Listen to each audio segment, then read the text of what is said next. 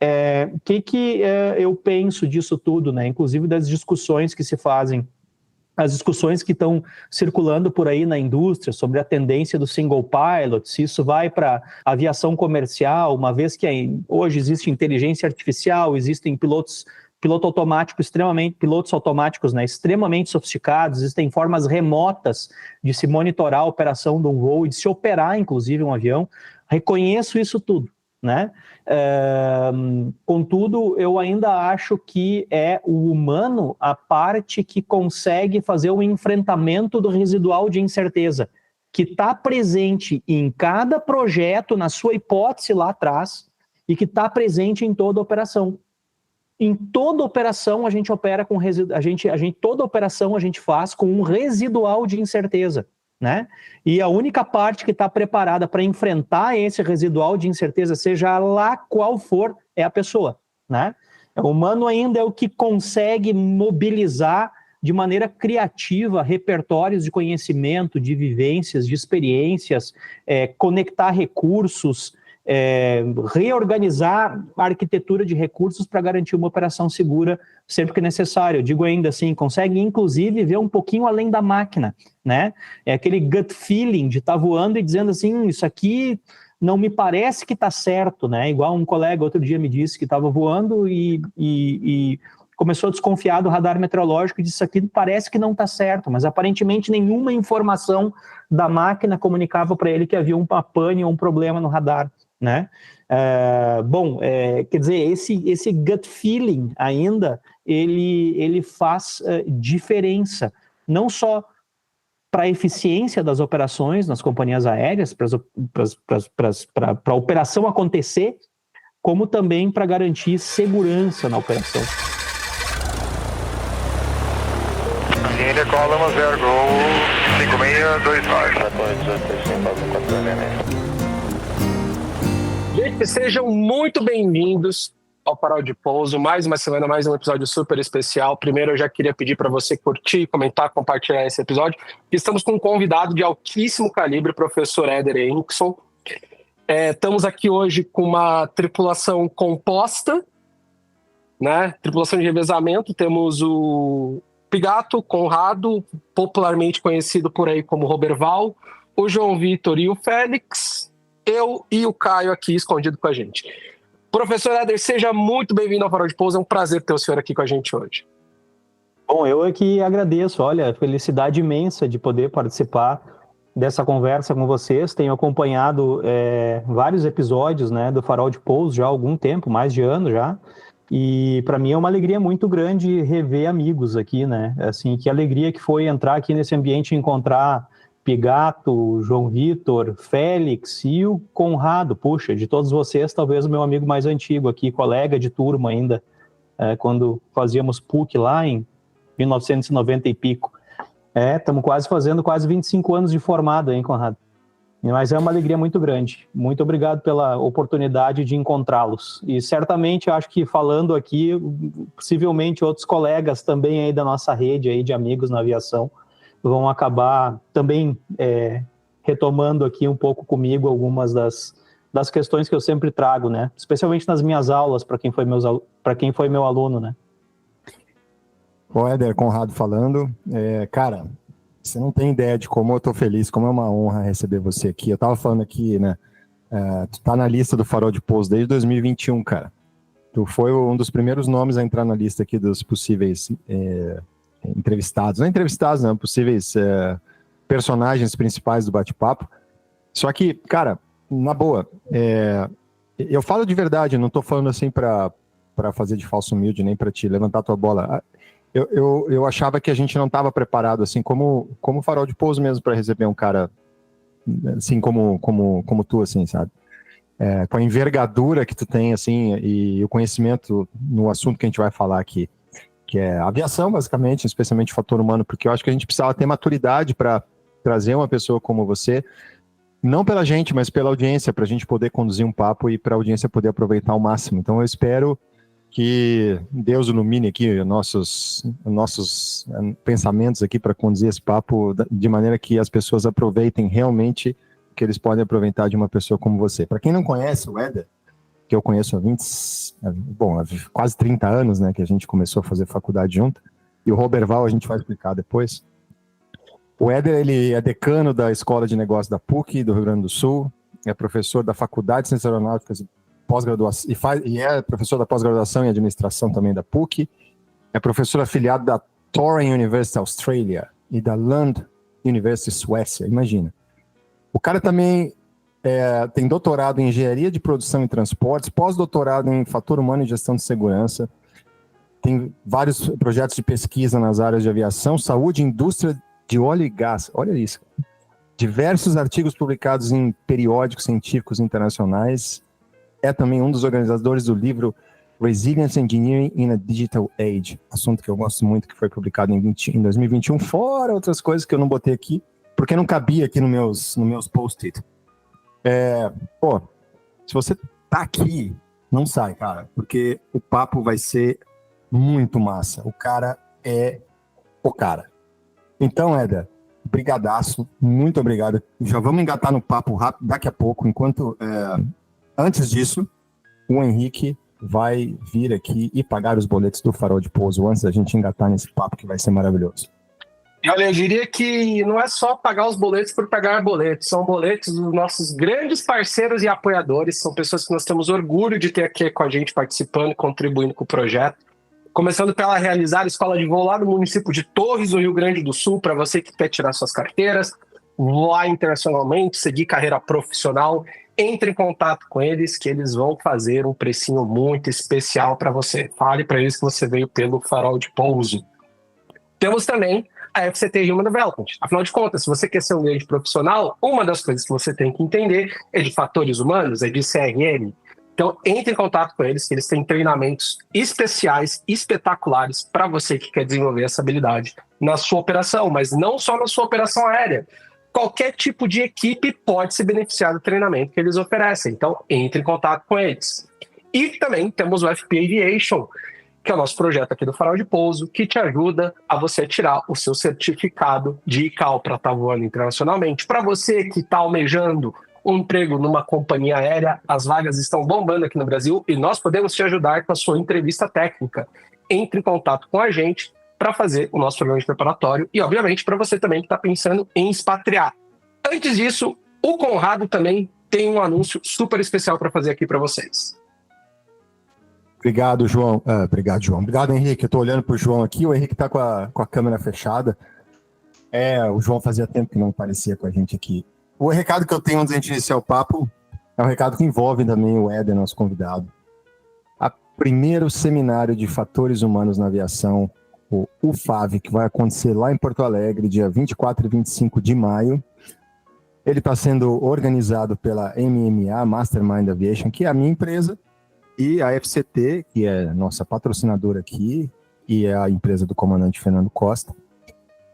Nós estamos organizando esse evento de fatores humanos, trazendo pessoas como esse aqui que está com a gente, o Éder, pessoas que entendem do assunto, para a gente falar sobre o fator humano, porque só tem um jeito da gente trabalhar em prol da segurança da aviação, que é falar de fator humano, falar de humanidade, falar dos humanos, falar de todas as coisas intrínsecas aos fatores não técnicos, né? Porque a nossa performance técnica, no geral, ela depende de quem somos e como a gente entende o mundo e como nós nos entendemos como pessoas. E isso é muito complexo.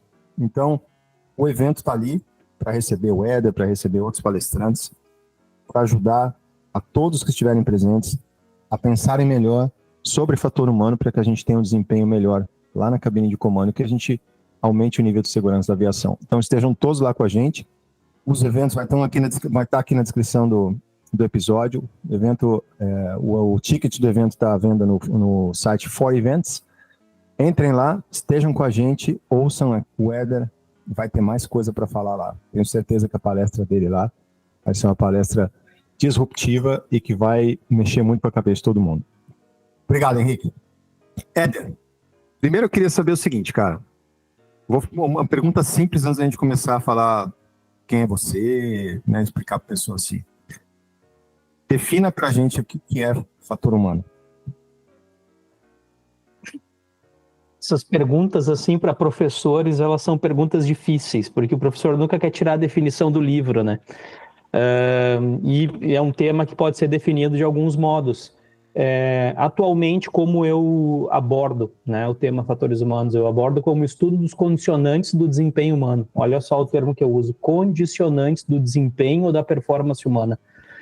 Reconhecendo que esses condicionantes, de forma geral, vários, né, eles estão relacionados ao ambiente, né, operativo que nos circunda, mas reconhecendo também que existem elementos aqui, condicionantes que são da ordem individual, como, por exemplo, a automedicação, o estresse, a fadiga, o preparo para a tarefa e para o trabalho, né, o fit to work, mas, de maneira geral, eu não trato fatores humanos como plural de pessoas, eu trato fatores humanos como condicionantes, o estudo dos condicionantes do desempenho ou da performance humana de maneira abrangente, sistêmica. O meu desempenho manipulando um artefato, ele está diretamente relacionado às características desse artefato e à lógica de processo, né? O modo como foi pensado a manipulação, a minha interação com esse artefato. Então, essas relações, elas também condicionam o desempenho humano, né? Deixa eu ver se eu entendi bem.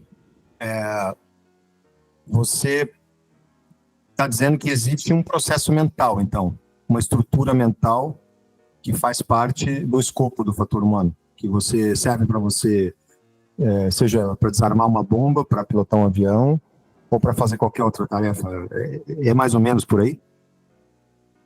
Também, mas mesmo para eu desarmar uma bomba, também a capacidade de eu desarmar uma bomba, desempenhar bem essa tarefa, depende das instruções que eu recebo, do modo, das ferramentas que eu tenho, do contexto no qual essa operação acontece. Então, assim, de uma maneira bem abrangente, a gente tem que, eu acho que, olhar os condicionantes sistêmicos mesmo, né? Claro que, assim, os repertórios de conhecimento, como eu estou preparado, como eu fui treinado, como eu sou informado sobre como o artefato, a bomba, no caso, né, funciona. É claro que isso também influencia o meu desempenho, mas não exclusivamente. Eu acho que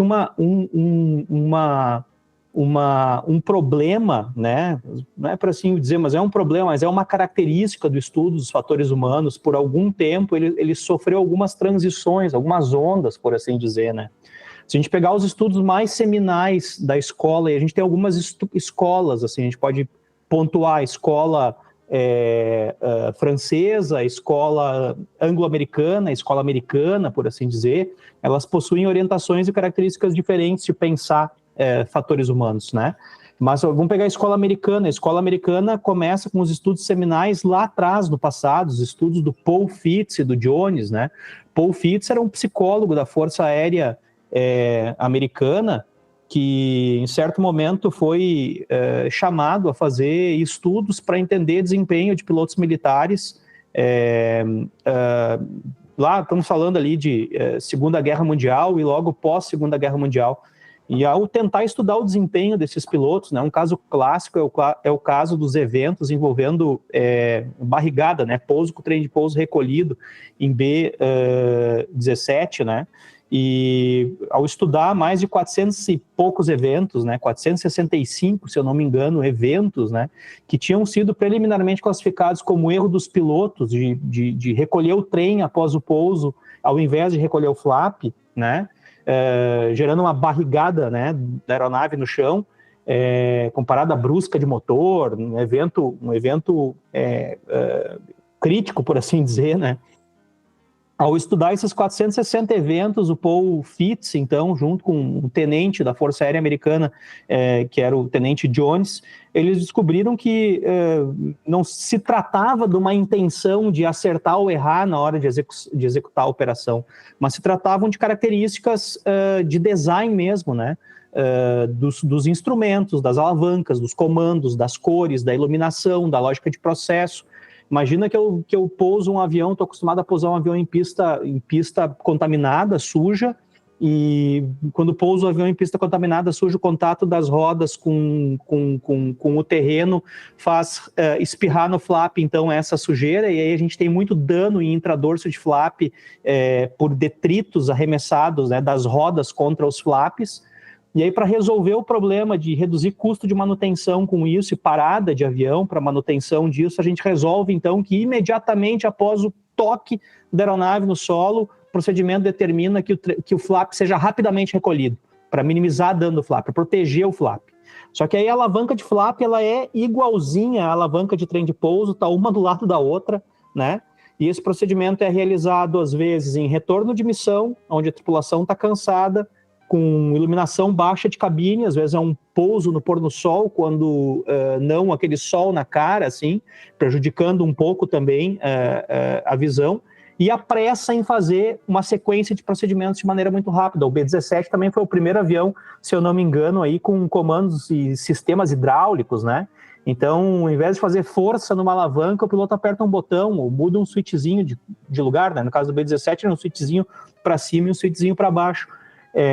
E isso gerou muita perda de B-17 durante a Segunda Guerra e final ali da Segunda Guerra Mundial, levando a esse interesse da força do exército americano de tentar entender por que desses eventos. E o Paul Fitts vai lá e ele consegue, num estudo clássico, então, desses 465 eventos de erro humano, ele consegue mostrar que esse erro humano ele não é fruto de uma pessoa mal treinada apenas, né? Às vezes até está conectado à necessidade de maior treinamento do tripulante, mas o que ele mais descobriu, o maior achado dele nesses estudos, foi a importância da gente pensar o projeto do sistema, da cabine, o design da cabine, e o quanto o design dos comandos, cores, etc., o quanto isso influencia o desempenho para acertar ou para errar de quem opera, né?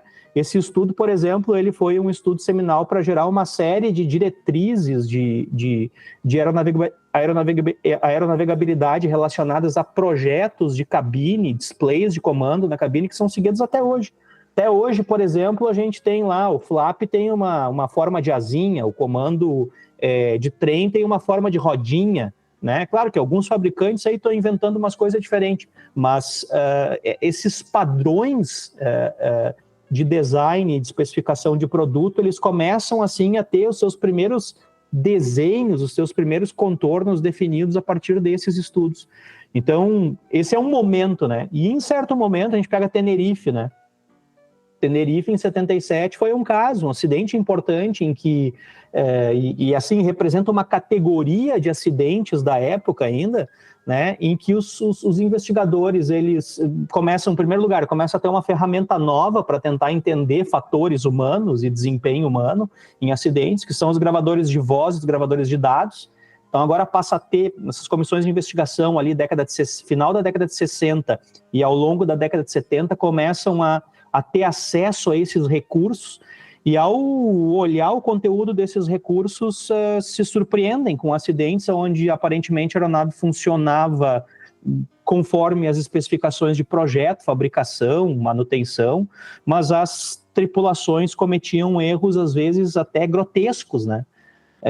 Tenerife, então, ele foi uma chamada, né? Foi um dos acidentes aqui que eu estou lembrando, mas que foi junto com outros eventos igualmente politicamente relevantes, né, que geraram uma chamada na indústria para a gente reestudar a contribuição humana em acidentes e ver como a gente pode aprimorar o desempenho humano, principalmente o desempenho de tripulações, o desempenho de equipes, né, num contexto operativo, então, complexo, né, e com certos riscos, que é o contexto operativo da aviação. Aí, o que acontece ali também se combina com um momento onde, nas ciências, está em efervescência o estudo da engenharia de confiabilidade humana, né? O estudo da confiabilidade humana está em efervescência, desenvolvendo métodos para projetistas, lá no projeto, tentar estudar a probabilidade de falhas e severidade de falhas na operação de diferentes sistemas, né? Então, eu vou montar um sistema de trem de pouso, de comando de baixar e subir o trem de pouso. bom, eu vou avaliar quais são as probabilidades de falha antes de colocar em operação esse sistema. É possível, através de algumas metodologias, avaliar a probabilidade de falha de um piloto esquecer o baixamento de trem, ou baixar de modo incorreto o trem, comandar de modo incorreto o baixamento ou o recolhimento do trem, e consigo também avaliar a severidade desses eventos e estabelecer formas de mitigar o risco dessas ocorrências. Então tem efervescência na década de 70, toda essa discussão na ciência sobre a confiabilidade humana, o que aproximou, digamos assim, afastou o estudo de fatores humanos um pouco dos condicionantes do desempenho humano para análise própria dos condicionantes humanos no desempenho, né? E aí entra aí a própria engenharia psicológica, por assim dizer, né? Que vamos abrir a caixa preta e ver o que se passa dentro da mente da pessoa. Vamos tentar compreender essas estruturas. E aí o esforço dos pesquisadores passa a ser no sentido de como a memória funciona. Memória de curto prazo, memória de longo prazo, memória executiva, funcionamento executivo do cérebro. Como isso funciona, como a mente humana funciona, né, como a cognição humana funciona, e como a partir do estudo do funcionamento da cognição humana, e principalmente das limitações da cognição humana, a gente pode melhor projetar aeronaves, mas ao mesmo tempo melhor também treinar tripulações, para que tripulações possam mais rapidamente, possam prevenir erros, né, mas possam também mais rapidamente reconhecer e se recuperar das situações de erro. E aí a gente tem então esses vai-e-vens assim, do estudo de fatores humanos, olhando mais para o condicionante externo e sistêmico do desempenho humano, olhando mais para os condicionantes individuais do desempenho. Né? Assim, acho que os dois são igualmente importantes, não tem uma abordagem mais certa e mais errada. Mas eu acho que ao longo da história a gente foi tendo uma série de eventos aí que por suas características foram mobilizando formas de explicar, foram catalisando conhecimentos científicos que estavam disponíveis na época, né, para que se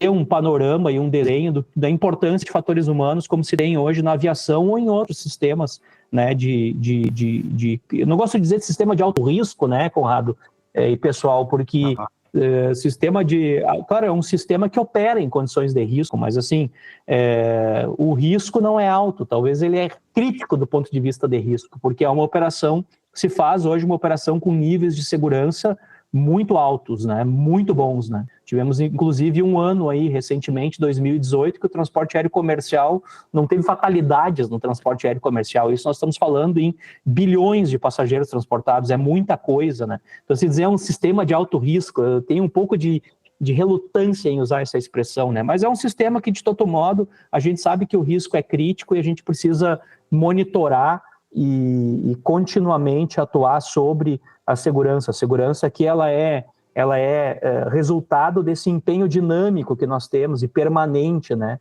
em estar seguro e em ser seguro. Cara, que aula, que massa, cara. Você começou ali na década de 40, 50, falando do B-17, a gente navegou provavelmente um pouco sobre o acidente mais marcante em termos de mudanças, né, na perspectiva de como se encara a aviação, que é Tenerife, né, até hoje o de maior número de fatalidades, né, e eu queria avançar no tempo um pouco, a gente vai voltar, a gente vai fazer esse vai e volta aí, mas eu queria aproveitar o link, avançar no tempo ali, uns 50, 60 anos à frente, que é o momento que a gente está, porque eu acho que conecta bem, porque você colocou muito bem, ora se avança a parte tecnológica ou a parte do desenvolvimento da engenharia, né? Ora se avança no desenvolvimento do ser humano, né? Em termos de treinamento e tudo. E essa esse linear assim de onde achar um meio termo de avanço e aonde você trabalhar os dois em paralelo é muito difícil. Obviamente que os problemas de ergonomia lá do passado, eles foram resolvidos ao longo do tempo, né? Você pega hoje, mesmo o avião que eu voo, o 737, é um avião do projeto da década de 60, que ele ainda tem alguns problemas de ergonomia, porque na época não se focava, né? A engenharia não focava na parte humana, de como o piloto na ergonomia do piloto, mas sim como aquilo caberia para os engenheiros desenvolverem um painel, né? Você pega um 787, obviamente foi uma evolução da mesma fabricante de projetar o avião muito mais user-friendly para como o piloto entende o funcionamento do avião, né? E como ele deve operar o avião. Mas assim, hoje, Éder, a gente está num momento muito crítico, eu diria, em que a tecnologia avançou de uma forma brutal, né? Em que se fala muito, né? Inclusive sobre single pilot, se fala muito do avanço da inteligência artificial, né? E de como essa automação vai acabar, aos poucos, tomando um pouco do espaço do piloto, mas eu queria ouvir de você, assim, como você vê esse momento que a gente vive hoje, em que a tecnologia ela avançou de tal forma que o ser humano não, né? Vamos dizer assim, o desenvolvimento da tecnologia ele é tal que é contínuo, o desenvolvimento do ser humano ele é muito mais lento. E nessa questão hoje em dia de automação, né, e você tem uma publicação sobre isso, né, era digital envolvendo engenharia, que eu acho que tem uma conexão com o que eu estou querendo trazer. Como você vê esse momento hoje sob o aspecto de fator humano, da automação e o comportamento humano dentro da cabine, lidando com essa automação? Pois é, tu disseste uma coisa, eu acho que essas transições tecnológicas, elas são normais, são naturais, todas as gerações de aviadores, eu acho que elas passaram por isso. Algumas, digamos assim, o impacto pode ter sido maior, né? Usando a linguagem aqui mais aqui da nossa terra, aqui, né? Para algumas o coice foi maior, por assim dizer, para algumas dessas transições, para outras não. Mas acho que todas as gerações de aviadores passaram e ainda vão passar por certas transições tecnológicas, né? Uma coisa interessante, né? Tu disseste assim, muitos problemas ergonômicos e de design do avião que tu opera hoje, por exemplo, eles já foram resolvidos. Alguns ainda estão lá, né? Tem uma questão assim que a gente sempre coloca, que é um fabricante, quando ele põe um avião no mercado, é claro que o avião foi exaustivamente testado, foi exaustivamente operado e foi exaustivamente demonstrado que esse avião cumpre requisitos bastante rígidos de segurança, de confiabilidade e assim por diante. Só que na prática é a operação do dia a dia que vai revelar se a hipótese de projeto estava certa ou não, né? E a gente tem inclusive casos recentes assim que estão nos mostrando isso, né? Então, a operação, então eu sempre digo, um projeto novo, por mais que ele seja exaustivamente testado e rigorosamente aprovado do ponto de vista de certificação, ele ainda assim é uma hipótese de projeto. É o uso dele ao longo da vida, desse recurso, dessa tecnologia, que vai nos mostrar se as hipóteses por trás, elas estavam certas ou não, né? A gente teve uma época aí, talvez assim, década de 80, por assim dizer, em que existia aí uma disputa entre conceitos de design. Um conceito era o conceito do design centrado no humano, e o outro conceito se o humano é a parte frágil, entre aspas, a gente depois pode abrir essa discussão também, num outro momento, se vocês acharem que é o caso, né? Se o humano é a parte frágil do sistema, afasta o humano da operação do sistema e deixa o sistema mais seguro. Os nossos computadores são bastante confiáveis, né? Então, assim, uma disputa de dois conceitos. Por um lado, eu projeto para afastar o humano da operação. Por outro lado, eu projeto para dar apoio, né, com os sistemas automatizados e as tecnologias, as capacidades humanas, tento suprir as capacidades humanas, né? Em um projeto, talvez eu possa estar indo numa linha de pensar uma cabine sem piloto. Num outro projeto, eu estou pensando, eu preciso de um piloto, né? O que eu penso disso tudo, né? Inclusive das discussões que se fazem, as discussões que estão circulando por aí na indústria sobre a tendência do single pilot, se isso vai para aviação comercial, uma vez que hoje existe inteligência artificial, existem pilotos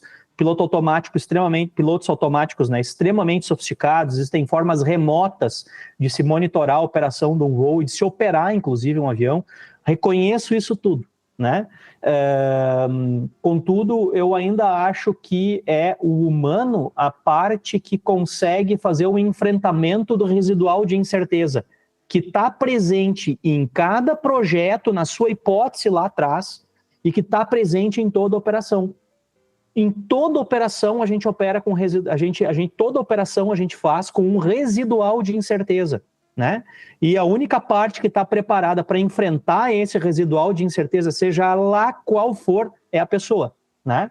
O humano ainda é o que consegue mobilizar de maneira criativa repertórios de conhecimento, de vivências, de experiências, conectar recursos, reorganizar a arquitetura de recursos para garantir uma operação segura sempre que necessário. Eu digo ainda assim, consegue inclusive ver um pouquinho além da máquina, né?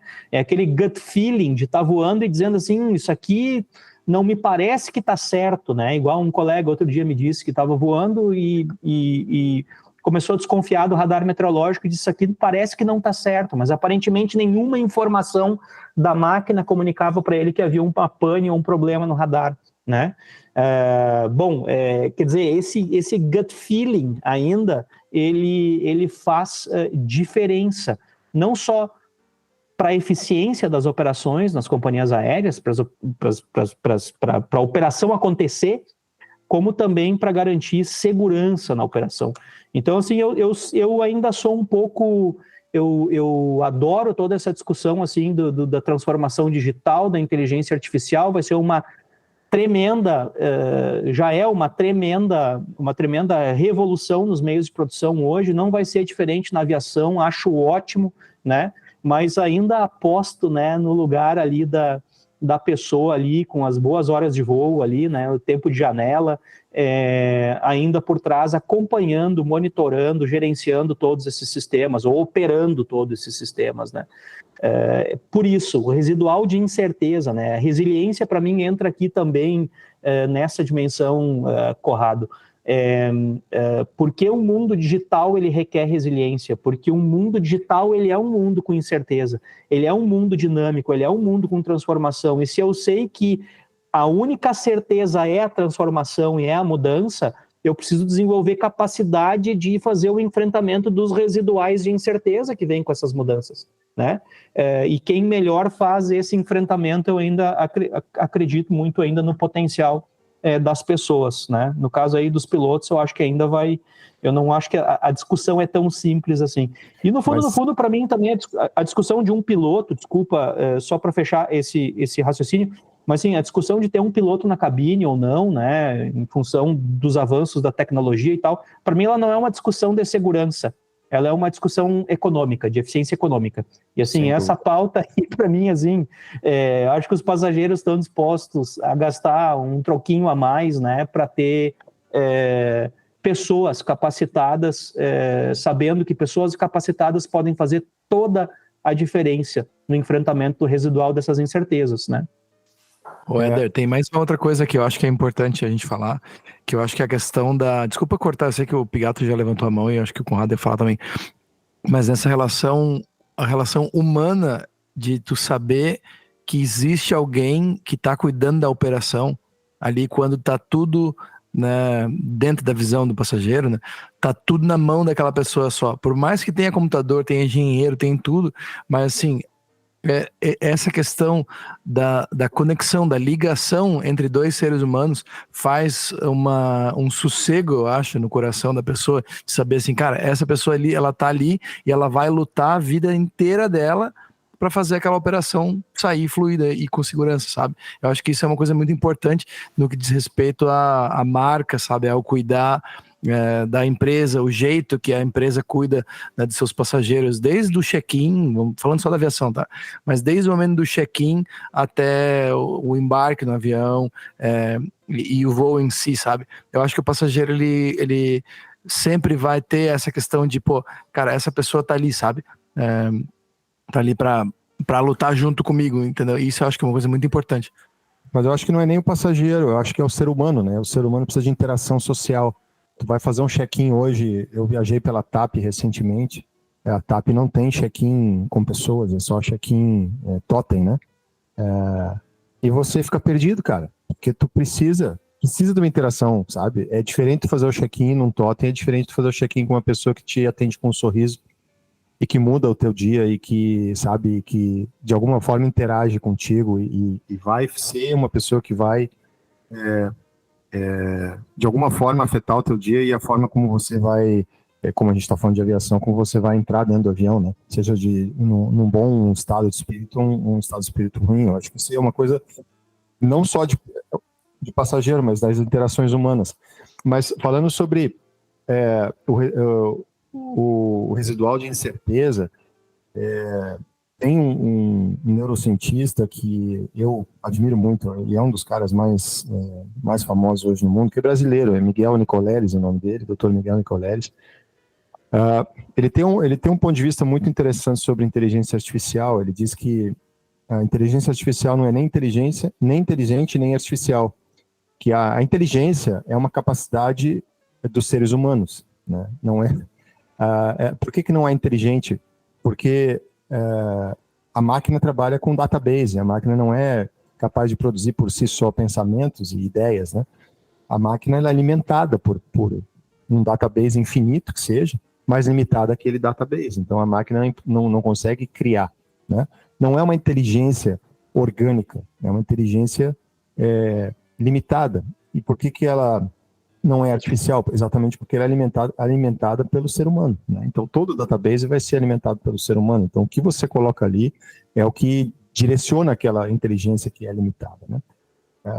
Então isso é uma coisa, como você disse, que limita a projeção, né, dos riscos, né? A análise de risco, ela não só é feita através do teu conhecimento, que é o que a máquina usa, né? O teu conhecimento e o que você tem como análise na frente, que são os recursos, como um radar meteorológico, mas como muito mais coisas, especialmente os sentidos, né? O ser humano, como você disse, o ser humano tem o gut feeling, né? O ser humano, eu uso muito um exemplo de uma situação, e até que aconteceu comigo, mas uma situação que pode acontecer com qualquer um, você sentir um cheiro de algo queimando, um fio, né, esquentando, um cheiro elétrico, foi um evento que aconteceu comigo. Uma máquina, um sensor, nunca vai conseguir prever a potencial catástrofe daquele cheiro, né, e evitar que aquele cheiro venha a ser uma coisa que se torne uma fumaça, por exemplo, e traga um risco maior. Então, o ser humano ele pode intervir antes de que algo se torne um risco maior. Essa é a incerteza. A incerteza, ou a certeza, ela é retirada do contexto através de um ser humano muito qualificado, né? Não só em treinamento técnico, mas nas suas competências. Mas eu acho que, e eu defendo essa hipótese, de que o momento que a gente vive hoje é o trabalho maciço no desenvolvimento das competências não técnicas do piloto que vai estar ali, né? E aí a pergunta que eu quero engatar contigo: como é que a gente desenvolve essas competências? Como é que a gente desenvolve hoje, no contexto que a gente vive na aviação, as competências de características humanas nos pilotos? Em se tratando de pensar que, claro, assim, essa discussão sobre competências não técnicas ou usando linguagens aproximadas que outras áreas, outros campos, né, usam, né, soft skills, né, essas competências, assim, de maneira geral, elas podem ser desenvolvidas de várias formas, né, e cada indústria, hoje, meio de produção, basicamente, cada profissão hoje, formação de graduação na universidade aqui, praticamente todas as formações de graduação na universidade se preocupam em desenvolvimento de soft skills, né, de um administrador a um médico, né, mas tem uma questão que eu acho que na aviação que é muito interessante a gente pensar, assim, que essa discussão de soft skills, a gente usa na aviação bastante o termo habilidades não técnicas, né, non-technical skills, né, foi o termo em inglês que assim, inicialmente usado e a gente vem traduzindo desse modo até hoje, mas ela é bastante antiga, né, quando hoje os cursos de graduação, por exemplo, na universidade estão preocupados com o desenvolvimento de soft skills dos profissionais das diferentes áreas do conhecimento, nós na aviação já falávamos em soft skills há 30 anos, né? Ou mais, né? Há 40 anos a gente já falava sobre a importância de desenvolver soft skills em tripulantes, né? Tripulantes técnicos, tripulação técnica e não técnica, né? Tripulação de cabine, pilotos e comissários, né? Precisam do desenvolvimento de soft skills, né? Agora, uma coisa interessante, eu acho que sim, continua sendo um caminho, continua sendo natural, acho que isso não substitui as habilidades técnicas. As habilidades técnicas, eu acho que elas vão se modificando com as transições tecnológicas, a gente vai mudando as tecnologias e as habilidades técnicas, elas vão, né, se alterando aqui e ali, né? O conhecimento técnico que eu tinha para fazer no passado, que era necessário para fazer uma navegação de longa distância usando o sistema Ômega e LORAN, que provavelmente quase ninguém aqui ouviu falar, mas tu ouviu, né, Conrado? A gente ouviu, né? No iniciozinho lá atrás, né? Assim, a gente nunca usou, né? Eu nunca usei, pelo menos, acho que tu também não, né? Sistema Ômega e LORAN. Não cheguei a usar, mas voei um avião que voava, que era dessa geração, o 727, mas não tinha um sistema que não fazia voo de long haul, né? Porque fazia voo continental, né? Mas sim, é da nossa época da faculdade, inclusive, né? Isso aí, mas de Varig, mas assim, então é um sistema que requer seus conhecimentos técnicos, mas quando esse sistema deixou de ser usado e foi substituído por outros sistemas, outro tipo de conhecimento técnico passou a ser igualmente necessário para que a gente pudesse fazer e que a gente possa fazer navegações ainda, né, conseguir navegar de modo seguro os aviões. Então, assim, o conhecimento técnico, eu acho que ele muda, né, com a transição tecnológica. As habilidades não técnicas, por outro lado, elas vão sendo cada vez mais necessárias, porque o contexto técnico de operação muda e requer mais gerenciamento, e gerenciamento pressupõe pessoas, e aí a interação entre pessoas ganha um componente mais colorido ainda. E tem uma segunda leitura que a gente poderia fazer, talvez, nesses tempos, que é a leitura, talvez alguns vão discordar e vão jogar pedra e tal, mas assim, é uma leitura, talvez que seja possível, que é a leitura de que também a gente está transicionando uma sociedade, de um modelo mais estruturado e patriarcado e machista para uma sociedade mais horizontal, diversa e de inclusão. Então, assim, a humanização dos ambientes de trabalho nas organizações, nos times, hoje é algo absolutamente necessário, discutido, desejável, se fala em ética, né, das relações de trabalho, coisa que talvez há 100 anos atrás, talvez não, certamente há 100 anos atrás, não tinha o mesmo colorido que se tem hoje, né? Então, assim, as habilidades não técnicas, elas sim são fundamentais e elas também transicionam com esses modelos de sociedade, de estrutura, de organização de trabalho, de relação interpessoal, e essa eu acho que também é uma leitura igualmente necessária, né? As habilidades não técnicas, elas têm um papel ainda mais central, a gente pode dizer, hoje, do que tinham, sei lá, 40 ou 50, 100 anos atrás nos sistemas industriais. Hoje elas têm um papel mais central ainda, né? O relacional é muito importante aqui. A gente estava falando ali, que o Conrado falou, né, que é o humano, né? Mas é isso, né, tanto da parte né, de como se lida dentro dos processos, né, quanto eu acho que nessa questão do marketing, a gente vê que tipo, o marketing está cada vez mais puxando para as questões humanas reais, as conexões reais entre as pessoas que, né, quando elas conseguem se identificar com alguma, né, com os traços assim dentro de uma propaganda, né, de um determinado produto, aí elas vão ver, isso aqui é feito realmente por uma pessoa. Quanto mais real, eu acho melhor, né? E o real para o ser humano é o humano, é o que ele consegue identificar no outro, né? Sem contar a gente entrar na outra seara toda, que é a questão de liability, né? E aí a gente está indo para uma outra questão que a gente vê, né, em carros e automação e tudo, que é um outro tópico que a gente pode ir seguindo daqui para frente, né, na conversa. Mas o modelo, se pegar, por exemplo, assim, uma habilidade não técnica, liderança, por exemplo, é muito discutida, né, em fatores humanos, em treinamentos CRM. O modelo dominante e de senso comum de liderança, muitas vezes ele tem dificuldade de compreender a diferença entre liderança, autoridade e autoritarismo. Ele confunde essas coisas. Se pensa em liderança enquanto que um exercício de comando e controle, um manda, o outro obedece. né? Se pensa em autoridade, e se pensa em autoridade, às vezes, enquanto autoritarismo, que é um exercício coercitivo do poder, né? E não um exercício legítimo do poder, né? A autoridade, sim. Eu tô há 4 anos tentando convencer o João Vitor a não me chamar de boss. Esse é um problema que a gente tem aqui dentro. Né? Mas esclarecendo, assim, né?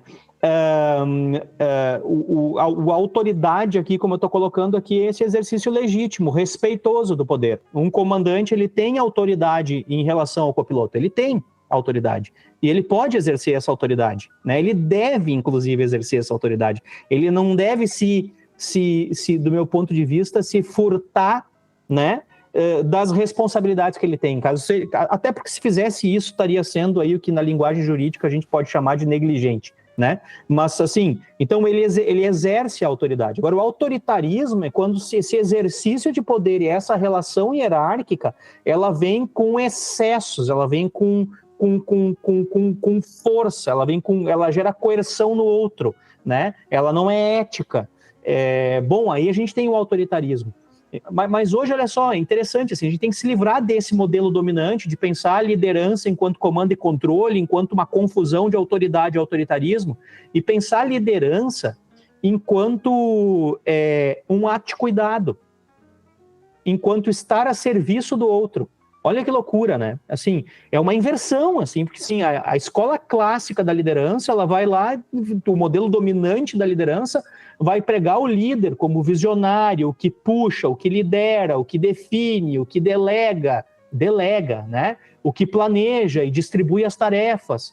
Enquanto que hoje se discute muito mais a importância do papel do líder, do perfil do líder, né? Enquanto se discute a liderança enquanto um ato de cuidado. Quer dizer, liderar significa cuidar do outro. Para cuidar do outro, eu preciso estabelecer uma conexão verdadeira com o outro. Aí eu consigo trabalhar com o outro e construir de maneira assertiva a execução do plano, né? E o próprio plano, por assim dizer. Construir o plano e a execução do plano, né? Aí é um ato respeitoso, é um ato agregador. E ao se conectar com o outro, né? E se colocar a serviço do outro, a gente começa a exercitar uma outra dimensão da liderança aqui, que é a dimensão da liderança que é de preparar o futuro líder, né? O comandante está, de certo modo, também preparando o futuro comandante, né? Ao interagir com o copiloto ou com um comandante mais novo. Então, assim, a gente tem a literatura própria hoje nas escolas de administração, a literatura ela já não foca em essencial em difundir as características do modelo dominante de liderança, ela foca em discutir as características do modelo servidor de liderança, do modelo da liderança para o cuidado, né? Então, assim, tem uma transição na própria gramática das habilidades não técnicas aqui que a gente precisa estar atento para isso, né? Não tem mais espaço na cabine, né, para o manda quem pode, obedece quem precisa, né? Não tem mais espaço nas cabines para hoje, né? Mas, Éder, obviamente que a liderança ela é diferente do que uma posição hierárquica. Nós estamos falando de duas coisas diferentes. E o que a gente está falando é que elas devem convergir para o mesmo espaço, no mesmo lugar, né? Porque a posição hierárquica, ela sempre vai existir, né? Todo grupo, toda organização precisa de chefes, né? E isso sempre teve, isso sempre vai ter, uma cabine de comando sempre vai ter, enquanto tiver 2 pilotos, enquanto tiver comissários, pelo menos, um piloto e comissário, sempre vai ter. Agora, a liderança, ela é aí que nós, como seres humanos, devemos evoluir. Na nossa competência de liderança, é enxergarmos a nossa posição hierárquica não como uma posição de poder, né? Mas como uma posição onde, se nós aplicarmos o conceito de liderança, mas é o conceito de liderança na sua essência, a gente não precisa complicar muito, porque, cara, a gente pensa assim, ó, a gente tem um grupo de amigos, né? E quem é o líder do grupo de amigos? É aquele cara que é o cara que cuida de todo mundo, o cara gente boa, é o cara que, sabe, ajuda as pessoas e tal. Porque o líder verdadeiro, não o hierarquicamente superior, mas o líder é aquele que as pessoas reconhecem como líder, né? Então, eu acho que a busca nossa como aviadores e como comandantes é não exercermos a posição de comando pela hierarquia que ela existe, mas nós buscarmos obter a liderança pelo reconhecimento dos nossos atos, né? Para que as pessoas nos vejam como líderes, né? E aí você transforma uma equipe. O Henrique quer falar. Não, e nesse assunto de liderança, tem um conceito que eu ainda vejo quando o pessoal está iniciando na aviação e acha que é tudo lindo, é a bênção da vida ser comandante. Tem um lado bom, mas tem um lado que exige muita responsabilidade em cima disso. Tem que lembrar que o seu nome, legalmente falando, não só pelas leis brasileiras, mas nas leis de todos os estados contratantes da ICAO, que o comandante, além de ser autoridade, também é o maior responsável por tudo que acontece dentro do voo, que é a questão do liability. Então, às vezes, o pessoal confunde a liderança e tenta só ver o louro ou a sensação de poder, que hoje já está tendo uma mudança de cultura, que hoje um líder não é só o cara do poder, mas é o cara que tem essa responsabilidade de disseminar conhecimento, de formar novos líderes, mas também esquece do lado da responsabilidade. E é uma coisa que nem todo mundo quer assumir. E quando chega na hora, se assusta a situação. E aí a gente acaba tendo líderes ruins que voltam para esse modelo clássico que o professor falou, de dominância de poder. E aí eu queria... Isso, vai, João. Permite, desculpa, Éder. Só pra que eu queria linkar justamente com o que o Henrique falou, que foi muito, muito massa, o Henrique. E eu queria deixar a pergunta, na verdade, para você, professor. A gente está falando aqui, vamos dizer assim, a gente está sendo uma instrução para os futuros comandantes que vão, né, ou para os atuais comandantes, para poderem se melhorar como pessoas no quesito de saber, se conhecer. Acho que tem muito a ver com a própria percepção de si mesmo, né, essa questão de liderar um time. Mas agora pensando do outro lado da moeda, o que o copiloto que encontra um comandante com um perfil mais autoritário, que encontra dificuldade de comunicação dentro de uma cabine, o que o copiloto ele precisa pensar, o que ele precisa fazer para poder minimizar os possíveis impactos que podem ocorrer dentro da segurança, por exemplo, já que a gente sabe que se tiver um problema, tiver que gerenciar uma pane, a comunicação não vai ser objetiva, porque o copiloto vai estar com medo de falar, o comandante vai ser autoritário e entra naquela bola de neve, né? Então, pensando no outro lado da moeda, como que eu, no caso, é mais para mim essa pergunta, até mais acho que para todos que estão iniciando, né? O que a gente pode pensar nessas horas, ou como a gente pode se portar nessas horas? A pergunta é boa. E me faz pensar bastante aqui.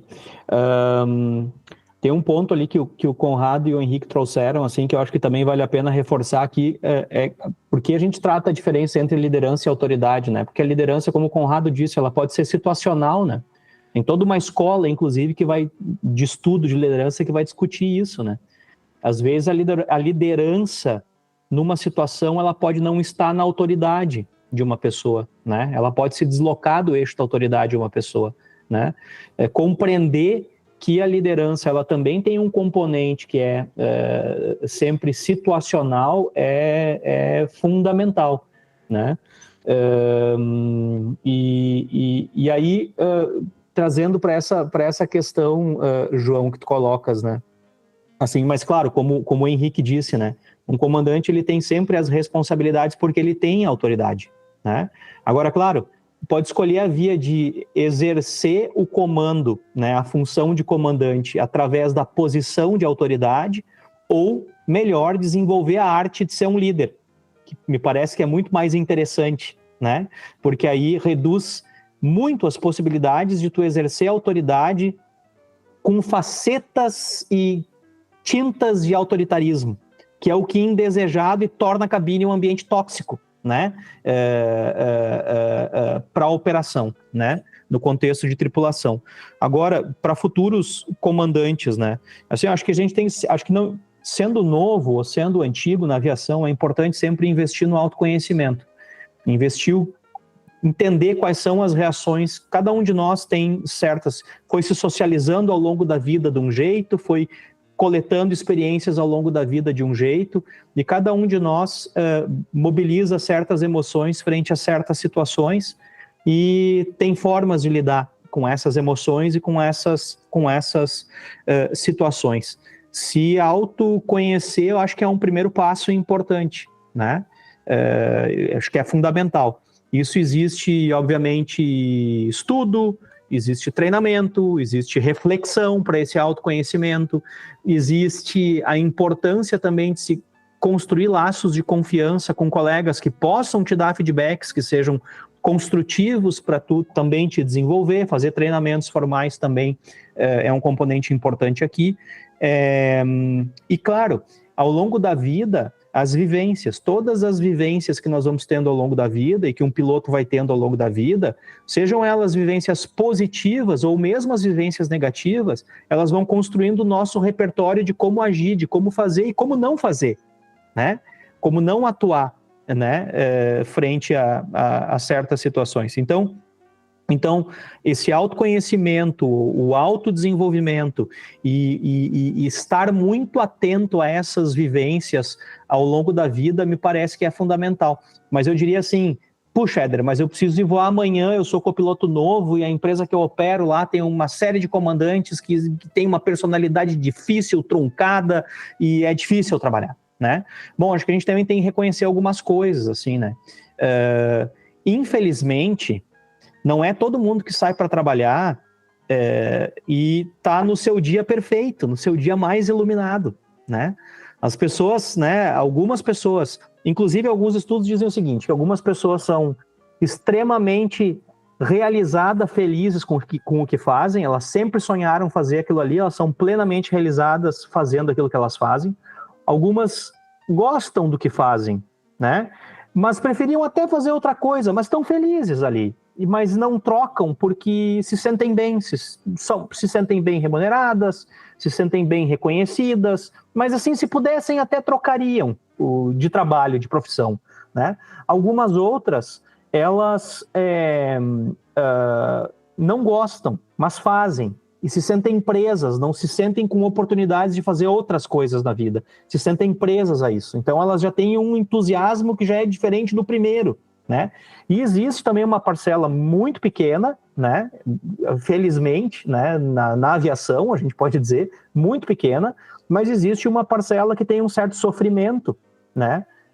Em trabalhar, né? Preferia, de fato, estar fazendo outra coisa, não consegue e está indo trabalhar em sofrimento. Existe tudo isso. Então, para dizer que as pessoas ao longo da vida, elas transicionam nesses estados, né? E nem todo mundo, num dia de trabalho, está no seu dia perfeito de trabalho, né? Então, de fato, às vezes a gente encontra alguns colegas, assim, no relacionamento, no relacional, eu digo assim, dando uns esquinaços na gente, né? Que a gente sente, opa, o que foi isso, né? Mas eu acho que a gente tem que procurar, a minha dica aí para os copilotos mais jovens procurem tratar isso com profissionalismo, com naturalidade, e acho que uma coisa que nos favorece na aviação é que a gente opera num ambiente extremamente padronizado.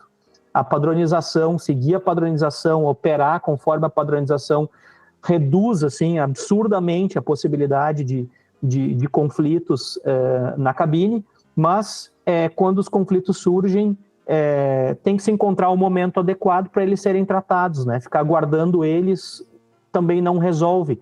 É importante, às vezes, depois de um pouso, de uma etapa, tentar abrir uma conversa com todo cuidado no sentido de limpar as coisas que estão incomodando e seguir a próxima operação.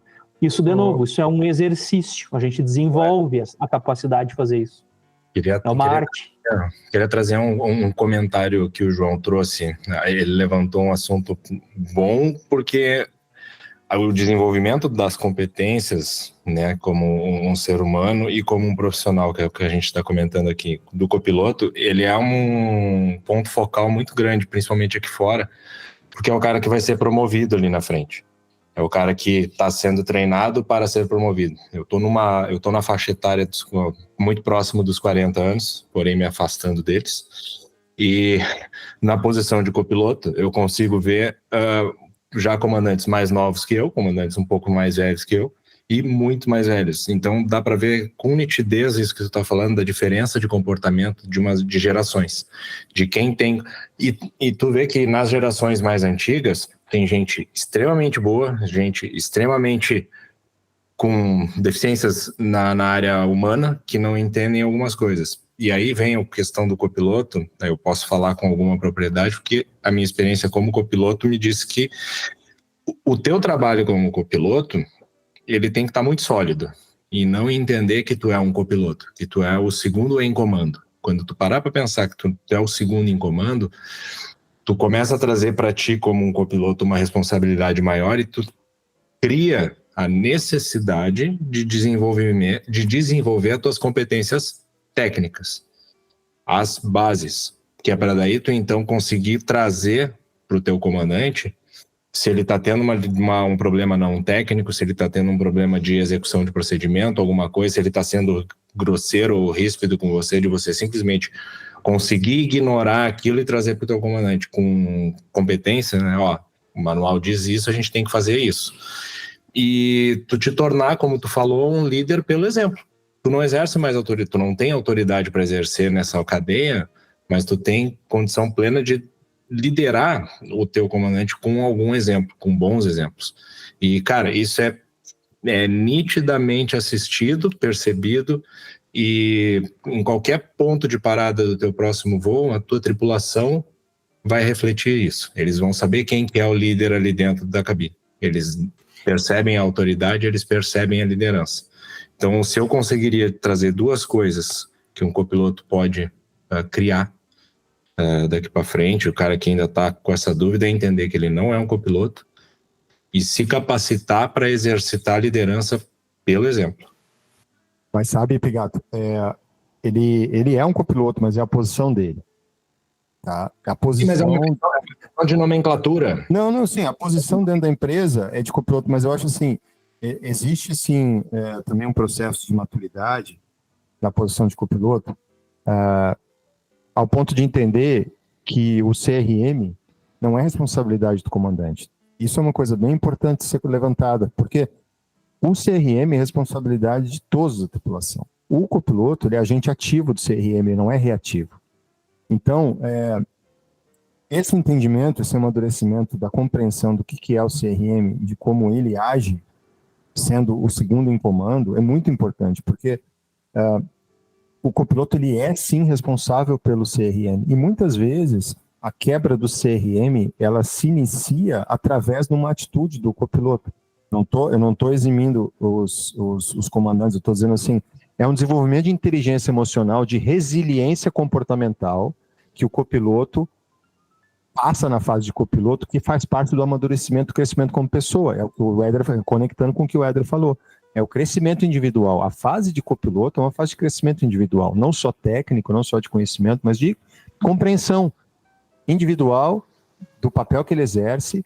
E eu já falei isso para o João uma vez aqui, e ele até me pediu, eu falei que quando eu comecei como copiloto, uma das melhores dicas que eu recebi no meu primeiro instrutor foi ler um livro sobre conhecer pessoas. Era um livro que não tem nada a ver com aviação, um livro de psicologia, conhecendo pessoas.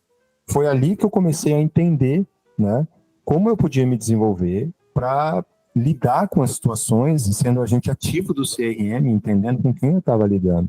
E para não ser passivo, não esperar o cara, como é que o cara conduz o voo, como é que o cara conduz o elemento do CRM básico. Não, o copiloto é agente ativo. E o que o Pigato falou é isso aí mesmo, é segundo em comando. Então, esse processo de amadurecimento é muito importante. E eu acho que o momento que a gente vive hoje na aviação, já vou passar a palavra aí, Félix, o momento que a gente vive hoje na aviação é um momento de fundamental importância que o copiloto entenda a sua função e entenda a importância dele dentro do papel de segundo em comando, dentro do CRM, porque quando ele for fazer a elevação de nível dele e virar comandante, ele já solidificou isso. E ele vai se tornar um comandante já com competências desenvolvidas. Ontem o Pigato estava aqui na minha casa, né? A gente estava tomando ali um café forçado, né? O Pigato teve um alternado forçado aqui em casa. Eu fui obrigado a alternar lá por conta da chuva no deserto. A chuva em Dubai, que é a maior chuva dos últimos 75 anos. E a gente estava comentando sobre uma frase que eu outro dia coloquei nas minhas redes, que é uma frase... Eu gosto de fazer essas conexões, né, de filosofia, mas é uma frase de um teólogo, filósofo, Santo Agostinho, né, do século III depois de Cristo. Ele fala assim: se o homem soubesse as vantagens de ser bom, ele seria homem de bens por egoísmo, mesmo que fosse por egoísmo, sabe?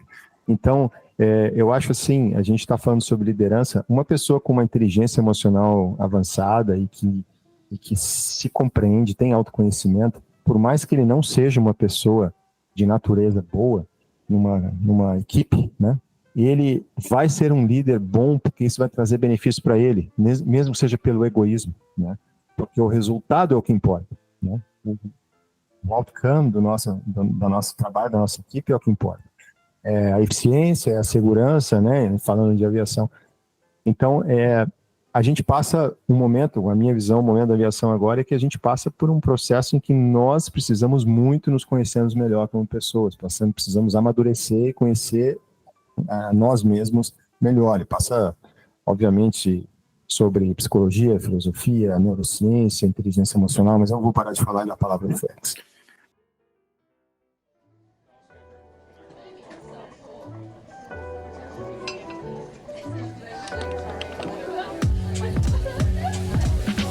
Hora do cafezinho do Farol de Pouso, um oferecimento. Nex Atlas, o aplicativo definitivo de planejamento de voo e navegação aérea do piloto brasileiro. FCT Human Development, cursos de CRM e gerenciamento de equipes de alta performance. Porque desenvolvimento humano faz toda a diferença, e disso nós entendemos. FCT Human Development, because human performance matters. Sky Medical, inspeções de saúde e perícias médicas, o lugar certo para seu CMA e Curitiba. E Trem de Pouso, a primeira escola online especializada na formação de pilotos. Ajude o Farol de Pouso a continuar produzindo conteúdo aeronáutico de qualidade através do nosso Apoia-se. É só acessar apoia.se/Farol de Pouso e escolher com quanto quer contribuir. É assim fácil, sem complicação. Acesse também linktree/Farol de Pouso e confira todos os conteúdos educacionais à distância já produzidos pela nossa equipe. Você ajuda a gente e ainda alavanca sua carreira. Procurando melhorar seu inglês, se preparar para sua primeira seleção para a companhia aérea, buscando sua elevação para comando ou pensando em expatriar. Então conte com a FP Aviation. Acesse FP Aviation no Instagram ou no LinkedIn e fique pronto para o mercado de trabalho. Agora de volta ao nosso episódio. Então, eu queria puxar uma aqui, que é essa questão que eu acho que talvez pode ser ligada à complacência. Eu queria, né, que o Éder falasse um pouco sobre isso, até porque a gente está, né, enfrentando, né, cada vez mais esse paradigma da automação e do desenvolvimento do nosso sistema, né, como um todo, para a questão da complacência. Até porque isso aí é uma coisa que a gente estava falando um pouco, eu e o João, em paralelo antes, que era porque que, né, muitas vezes o copiloto, voltando só para fazer um link, né, do porquê que eu pensei nisso, porque o copiloto, quando ele passa a entender a linha aérea como um sistema complexo de altíssima confiabilidade, ele acaba se colocando ali no canto dele, né? E tem um comandante que está ali para resolver tudo, né? Ele sabe que, diferente do Pigato, que já é um copiloto que tem bastante hora de janela, ele talvez não vá se colocar numa situação de entender a responsabilidade tão bem, né? Aí tem questões de maturidade, questão de idade, questão do que o copiloto fez na noite anterior, se ele está ali pensando o que ele quer fazer quando ele quer pousar e tal. Mas essa questão de, no geral, eu queria, né, passar para o Éder falar um pouco sobre a tua visão, Éder, em relação à complacência, no geral, não só da parte de um copiloto mais novo, ou de um comandante que vai voar muitas vezes sem nunca fazer um what if cenário, entendeu? Do que pode acontecer errado. Tá, conseguimos fazer essa operação, conseguimos, mas e se der errado? E o que vou fazer quando der errado? Nessa questão de planos de contingência, né, de como lutar contra a complacência, especialmente numa aviação que acho que daqui, né, de 5, 10, 20 anos para frente, a gente vai ter sistemas ainda muito mais automatizados do que a gente tem hoje. Boa. O Henrique trouxe uma questão antes ali, eu acho que foi o Henrique, né? Que é essa questão do exemplo, né? A liderança, de fato, assim, o comandante tem os futuros comandantes, eles vão em muito reproduzir os comportamentos dos comandantes que tiveram, os bons e os maus, né? Então, um pouco assim, o perfil, às vezes eu chego numa companhia aérea e alguém me diz assim, aqui os copilotos são assim, essa generalização de um certo perfil de copilotos de uma companhia, pode ter certeza também é reflexo do perfil dos comandantes dessa companhia, né? Então, assim, a questão da relação e da força do exemplo, né, e da importância da coerência entre o que se diz e o que se faz é fundamental, e ela vetora, digamos assim, as novas gerações de comandantes, como vão ser as novas gerações de comandantes de uma companhia. Conrado também acho que trouxe um ponto super importante ali, que é, claro, a obrigação de CRM não é do comandante, é de todos, né, na tripulação, né?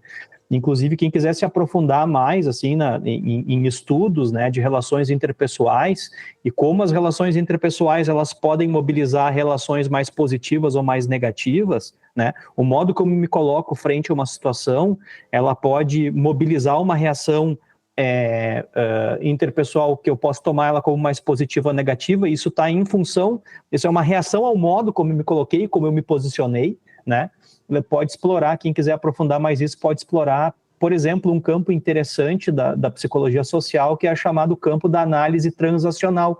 Ela vai dizer que todos nós funcionamos em certos estados de ego, e esses estados de ego, eles são transitórios, né? Em geral, a gente tem um estado de ego que é um estado de ego mais crítico, né? Um estado de ego adulto e um estado de ego infantil, né? E a outra parte com a qual a gente interage, né, também possui esses estados de ego transitórios, né? Então, se eu inicio uma interação, por exemplo, com um de vocês me portando de uma maneira infantil, eu provavelmente posso mobilizar em vocês um estado de ego crítico, né? Que é aquele estado de ego que assim, numa linguagem, né, é o pai xingando o filho, né? Assim, então eu vou receber esse tipo de resposta de um estado de ego de vocês. Então, esses estados de ego, eles são transacionais, né? Eles ocupam diferentes espaços. Quando a gente tem consciência desses estados de ego, a gente pode buscar as posições de estado de ego mais adulto, porque as posições de estado de ego ou reconhecer posições de estado de ego no outro que não são do adulto, que são lá o estado de ego do pai crítico, o estado de ego da criança, né, o estado de ego infantil, e a gente pode tentar se posicionar de maneira adulta em relação a esses estados de ego, auto-reconhecendo a armadilha de não cair num estado de ego infantil ou cair num estado de ego de pai crítico também, que só vai tornar a relação mais complexa e difícil. Então, assim, as relações interpessoais, elas não dependem de um, elas dependem dos dois, sempre, né? Por isso que eu gosto muito, concordo muito quando o Conrado diz assim, o CRM não é uma obrigação do comandante, o CRM é uma obrigação de todos. Agora, claro, o comandante, ele pode favorecer a construção de um ambiente adequado para essas relações quando ele dá o tom, né? Quando ele deixa claro qual é o tom que ele gosta que a operação flua, e muito do seu comportamento, do seu exemplo, já é o tom de como os assuntos, né, as interações na cabine, elas vão, da tripulação, né, como um todo, vão acontecer. Então, acho que isso é importante.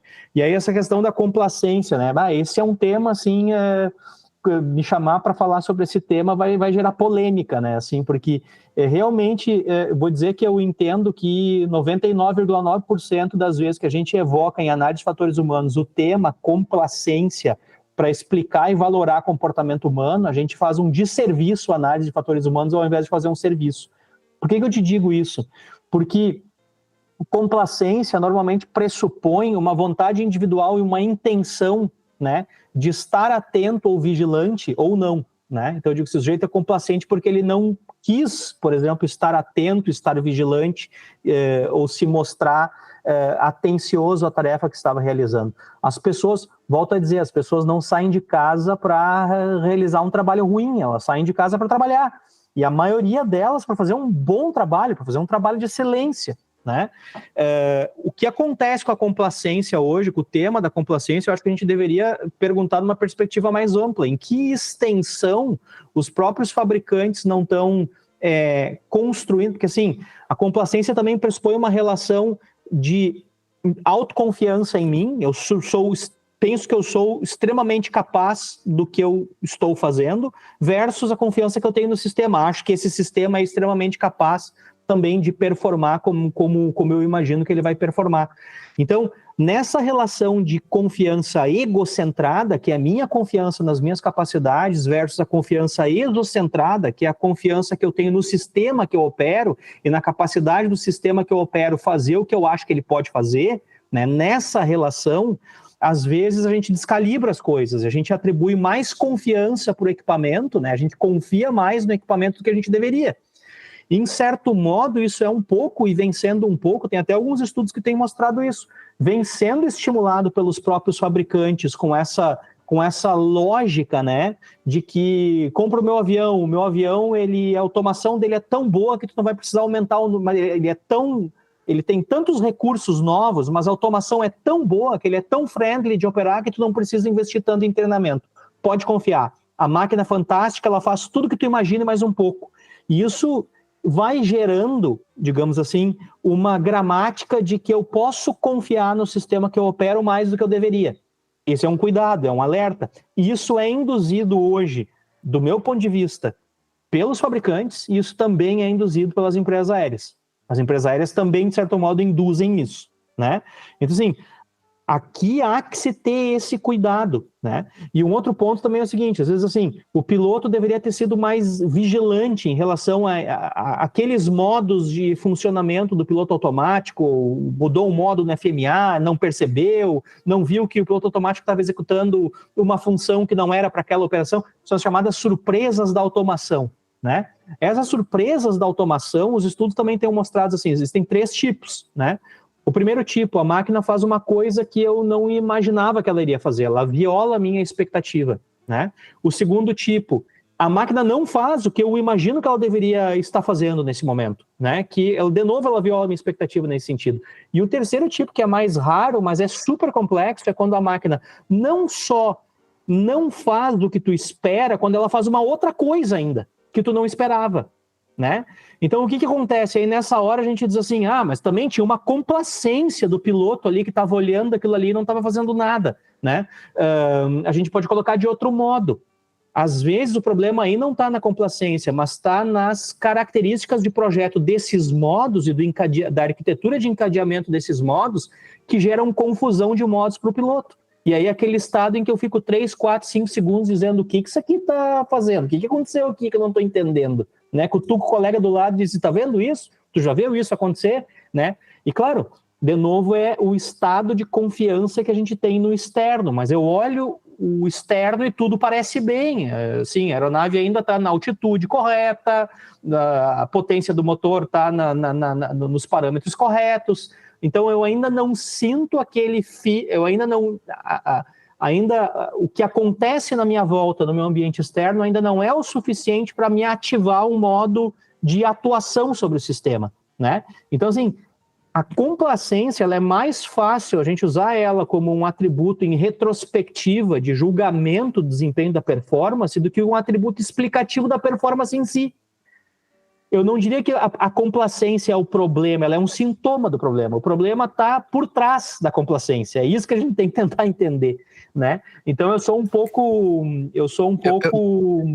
posição um pouco mais... Eu concordo muito com você, Éder, porque a gente fazendo treinamento usando o modelo EBT, né? A gente consegue ver muito isso e a gente consegue identificar que a complacência, ela sempre vai ter uma causa, origem, né? Ela sempre tem alguma coisa, não é uma atitude em si, não é um comportamento isolado em si, ele é um comportamento que reflete algo mais, reflete às vezes uma falta de conhecimento, como você falou, a expectativa de desempenho de um automatismo, ela pode refletir a falta de conhecimento do automatismo, né? Ela pode refletir um erro ergonômico, um erro de projeto, né? Ela pode refletir um erro de percepção de como se manter consciência situacional, que vai gerar complacência.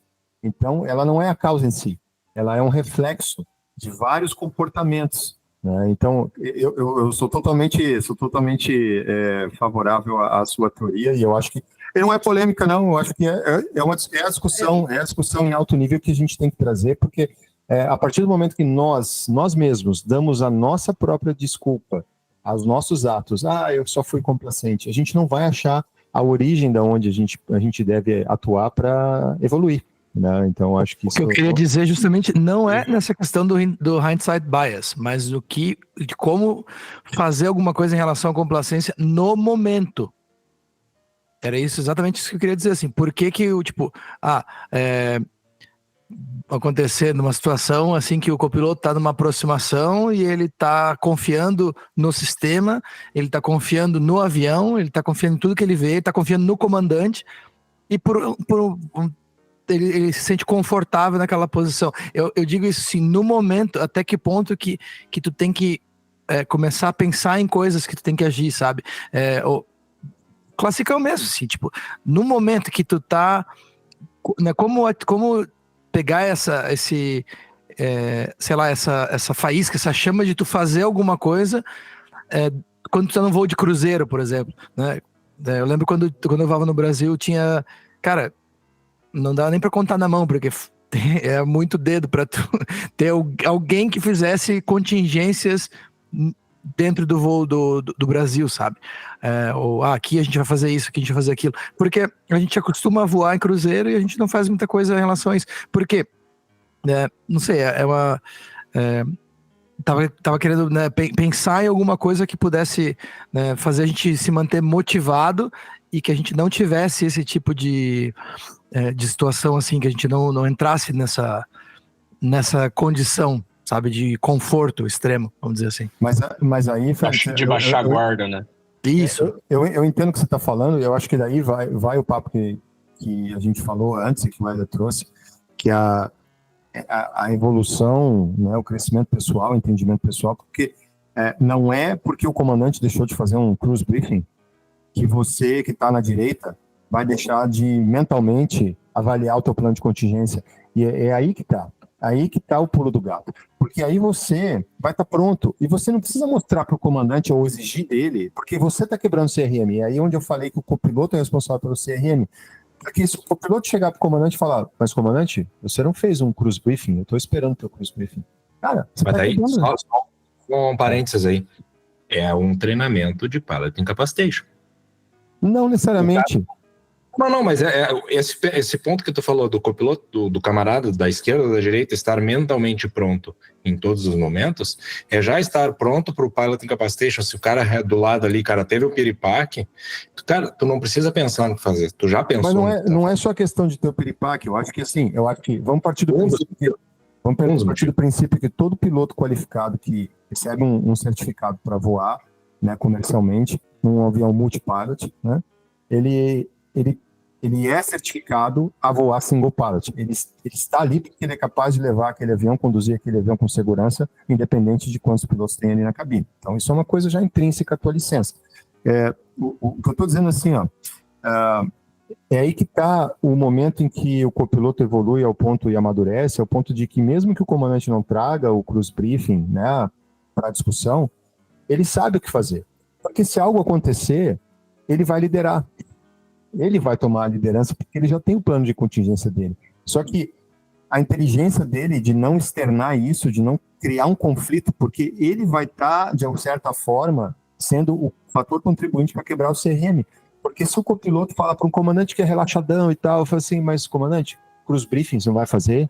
E ele começa a fazer, cara, o cara pode levar pelo lado pessoal. E, como o Eder falou, a questão do ego é a questão principal das questões da quebra de CRM. O ego é o que mais afeta a quebra de CRM numa cabine de comando. Porque, em última instância, nós somos dois seres humanos que têm, né, o seu ego e que se não tiver inteligência emocional, vai levar para o lado pessoal. Então, aí que está a parte ativa do copiloto, de entender aonde ele pode ou não navegar para que ele seja agente ativo do CRM. Né? Então, eu não sei, Félix, se de repente ajuda esse exemplo, indo a um exemplo mais profundo na situação que você trouxe, numa, por exemplo, tomada de controle, né? Porque você está numa aproximação em que um comandante está, de repente, desviando ali do glide slope ou fazendo uma aproximação visual que você não está contente, mas que você, de repente, confia no cara e você está sendo complacente de não dar inputs, né? Ou essa situação para um copiloto é muito difícil, né? Da tomada de controle. E existe existem vários modelos em que você pode trabalhar o teu processo mental para você chegar ao ponto de você ter que tomar uma atitude, mas existem duas perguntinhas que são básicas e que são as mais simples e as que são mais efetivas. How bad is it? O quão ruim é isso aí? E quanto tempo eu tenho? How much time I have? Né? Então, se você, ali na direita, mesmo que você não fale nada, você está vendo e fala assim, você avalia quão ruim está isso aqui, quanto tempo eu tenho, né, de agir, né? Mesmo que você não fale, você não está sendo complacente, mas se você não se pergunta, aí você está sendo complacente. E se você não se pergunta, é porque você está sendo complacente porque você não tem consciência situacional do momento que você está vivendo, entende? Então, desculpa, tentando conectar as coisas aqui, queria passar a palavra para o João. Eu acho que é super válido, mas a gente está entrando numa questão de assertividade, para você, né, pensar, né, refletir sobre a tua assertividade e quanto você precisa, né, agir dependendo daquele status, né, e tempo disponível, você já está com alguma pulga atrás da orelha. E então você já saiu da zona de conforto, entende o que eu quero dizer? A parte que tu falou anteriormente eu concordo, mas quando tu tá indo já para uma questão de assertividade, você pensa assim, opa, preciso fazer alguma coisa. Logo, você já saiu da zona da complacência, quero dizer, tipo, se tu optou por se resignar de uma forma, é diferente se resignar ou ser complacente em algum momento. Mas fala, João.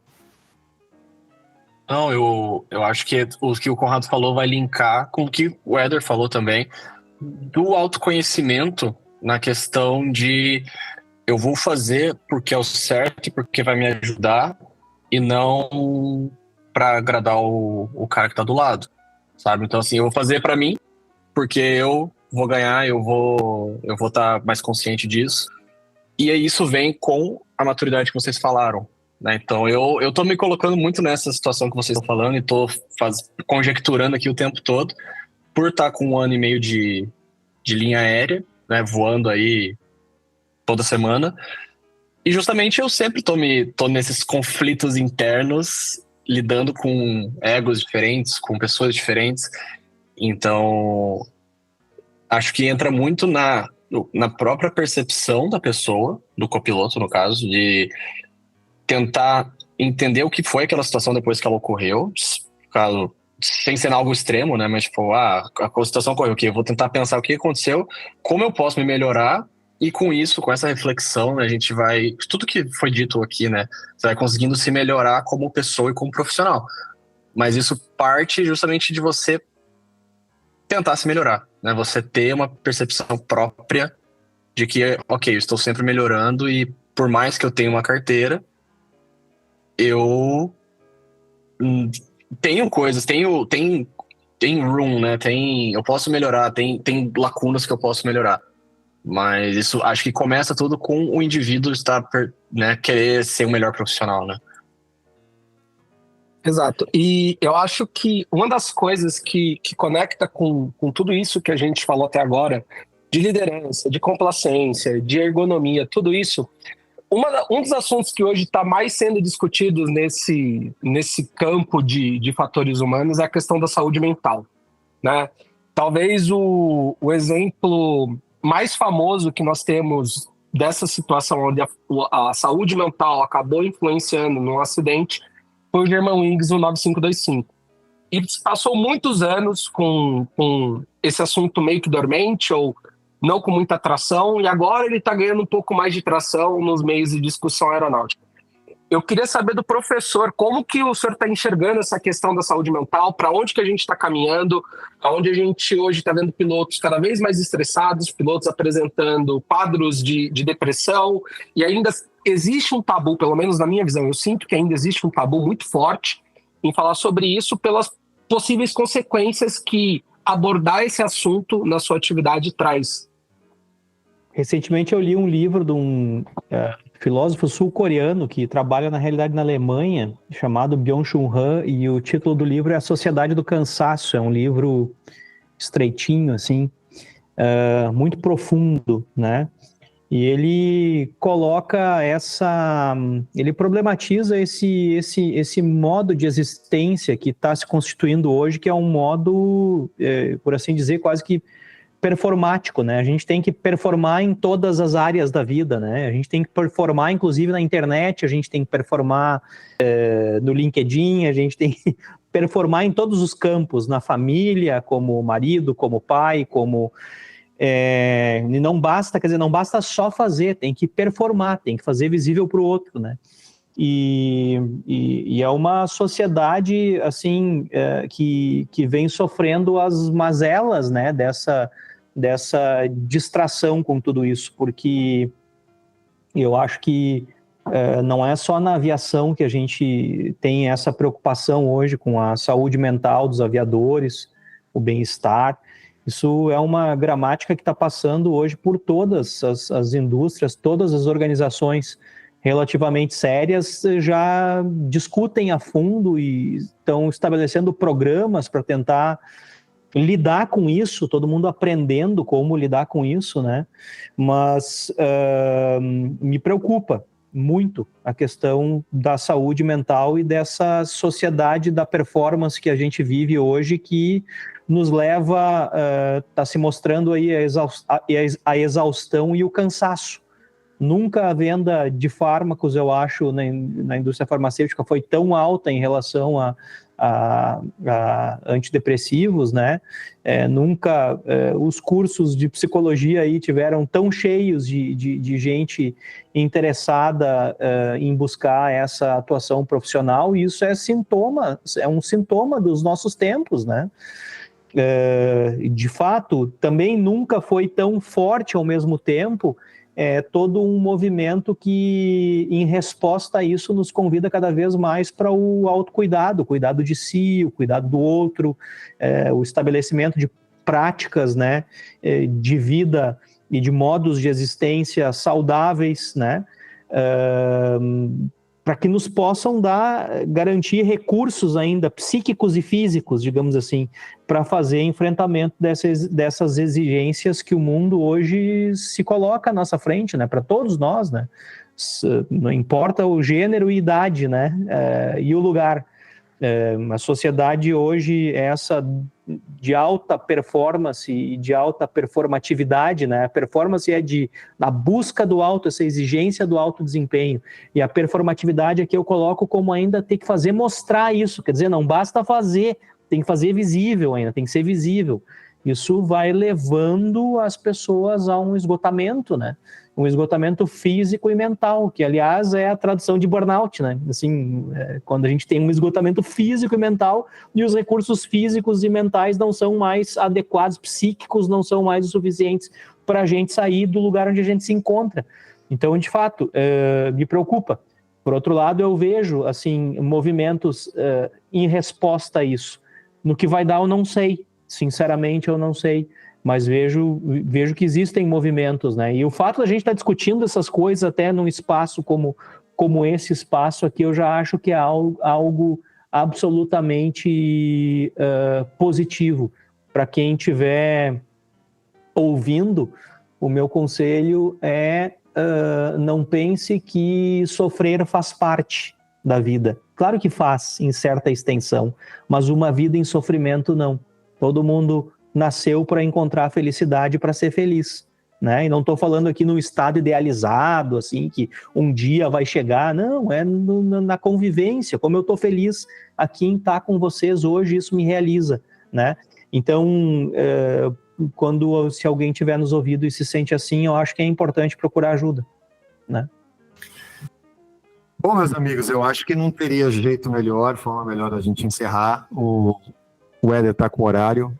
Eu acho que a gente poderia continuar falando aqui por mais horas e horas e horas, eu tenho certeza, porque a cara de todo mundo aqui com essa minha menção em encerrar e de decepção, eu vejo no João aqui uma face de tristeza, o Félix. Eu pegaria um café e um vinho agora e ficaria até 8 da noite, tranquilo aqui, bem sossegado. A gente nem começou a contar as histórias, mas vamos ter que deixar pro próximo. Não. Vamos ter que deixar o Roberval para a próxima. Mas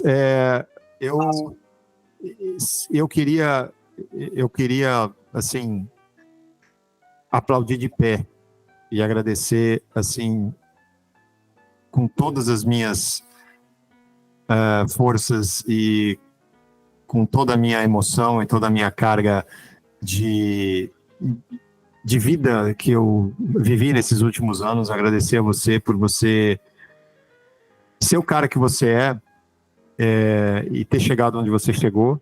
E me alegra muito saber que, né, depois de tantos anos assim separados, eu posso dizer que, cara, você é um cara que ilumina a vida das pessoas.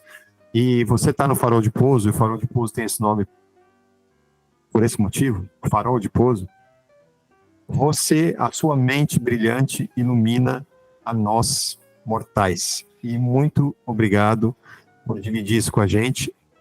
O episódio 2 vai ficar marcado aqui depois que a gente desligar aqui, e a gente já vai marcar o episódio 2, que vai ter 2, 3, porque, cara, você é necessário para a comunidade aeronáutica. Eu acho que o grande aprendizado que a gente tira disso aqui é que a gente misturar conhecimento, academia, com filosofia, sabe?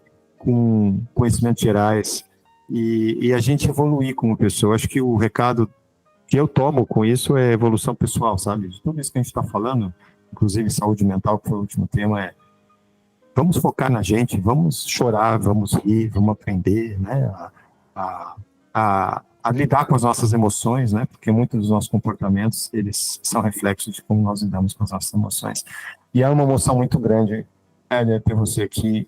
Demorou 3 anos, mas, olha, valeu cada segundo, cada momento de estar aqui com você. E você fechou uma coisa que fala, né, que o professor Clóvis de Barros fala sempre, né? Que o momento mais feliz da vida é esse momento que a gente está vivendo aqui. Eu tenho certeza que, para todos nós, esse é um momento de felicidade extrema, e a gente gostaria que se repetisse sempre e em breve. Obrigado, em nome do Farol de Pouso, por estar aqui com a gente e dividir todo o seu conhecimento. Não, olha, Conrado, muito obrigado aí pelas palavras, mas dizer de fato, assim, de coração, bom, primeiro que é uma alegria absurda te encontrar aqui depois de tantos anos, né, mas assim, te tenho na minha carteira de amigos, tenho todos vocês aqui na minha carteira de amigos, mas estou falando isso em especial para ti, porque realmente faz muitos anos que a gente não se encontra assim, né, fisicamente juntos, né. E começamos juntos na aviação, né? Me lembro lá atrás, nós aprendendo ainda o básico da aviação, né? Juntos, né? Nas mesmas salas de aula, com os mesmos professores. Depois tive aquela grata felicidade ainda de fazer meu processo admissional todo contigo ainda, né? Sendo que foi uma alegria e também, mas isso não posso contar aqui agora, isso fica para um outro episódio, né? As nossas histórias os causos vão para o próximo. Ficam para o próximo. Mas, e dizer que fico muito feliz, assim, pelo teu sucesso, fico muito feliz pelo sucesso também, assim, de outros amigos que eu fiz aqui, como o Pigato, o João Vitor, o Félix, até meu bolsista de iniciação científica te lembra, Félix? Já faz muito tempo já, né? Mas... O Conrado falando ali me fez refletir que hoje eu me considero um cara de fatores humanos na aviação, sim, né, com, sei lá, 0, alguma coisa de uma porcentagem, mas porque eu comecei a ter o entendimento do que é fatores humanos por causa das nossas aulas, né, e aí eu fui ser teu bolsista, a gente foi escrever juntos o manual de CRM da PUC, e aí depois disso que eu fui fazer o meu curso de CRM, me tornei facilitador porque tu plantou essa semente em mim, e aí essa questão de passar as coisas adiante, e esse canal da gente ter aqui de iluminar outras pessoas, que não deixa de ser uma coisa de nós humanos, o Conrado me fez pensar nisso, né? Tipo, tu é um dos fundadores do canal do Farol de Pouso, sem nem saber, né? E a gente tá feliz que o canal existe até hoje, que né, quase praticamente 4 anos depois ele ainda existe para poder a gente continuar. O Conrado chorando ali, ó, peguei, ó. Que o canal existe, mas é por isso, porque a gente se abastece muito. Realmente, a gente vai ter que ter um próximo episódio para poder só, né, revisitar e falar um pouco mais sobre as questões, sobre todas as coisas que tu fez, assim, né, ao longo desses anos e um pouco mais da tua história, assim, a gente poder né, seguir meio uma ordem cronológica, porque a gente foi, cara, batendo o nosso papo de Learning Pub, que nem a gente sempre fazia quando a gente terminou a nossa pós-graduação, e a gente fazia exatamente o que a gente fez hoje, que foi o que os meninos falaram, né, sentar para tomar um suco de laranja e debater sobre Human Factors. Muito bom, obrigado. Obrigado, pessoal.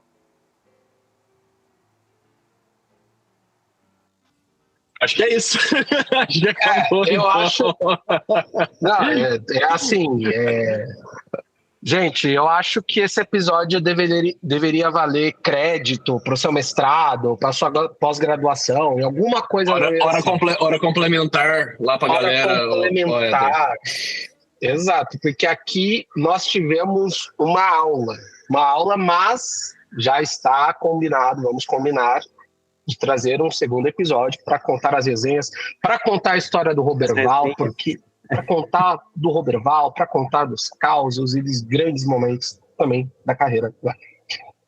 Eu queria deixar um agradecimento primeiro para o professor Éder, pelo seu tempo, de ter disponibilizado, ter dado essa aula para a gente aqui no Farol de Pouso, para a nossa tripulação completa que está aqui hoje, ao Pigato, ao Conrado, o João, o Caio e o Félix, e também a você que chegou até aqui no final com a gente. Deixe seu comentário se você quer a parte 2 para urgente, tá bom?